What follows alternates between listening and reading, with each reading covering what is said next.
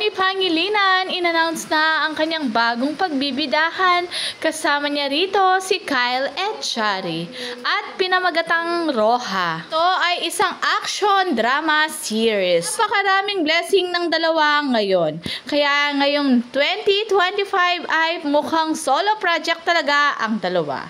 Samantalang si Belle ay may meet, greet, and bye. Nakaka-proud talaga ang dalawa. Yung kahit na hindi sila magkasama sa trabaho, alam natin nasa likod lang nila ang isa't isa to support each other, yung alam mong nag-grow sila individually and together. Dahil hindi naman iba ang kanilang kasama. Dahil ang kasama ni Belle ay barkada ni Donnie. At si Donnie naman, ang kasama niya ay matalik din niyang kaibigan na si Kyle Echari, kaabang-abang mga project ng Don Bell. At ang suot nga nung nag-announce si Donnie Pangilinan sa kanyang upcoming project ay suot niya ang sinuot noon ni Belle Mariano na jacket. Sabi nga nila, kaya pala familiar sa akin yung quote ni Donnie. Dahil ito ang sinuot ni Belle nung nag-interview siya. Mariano nagbigay naman ng update sa kanilang bahay. Mukhang ito ang kanyang ginagawa tuwing naka-off siya.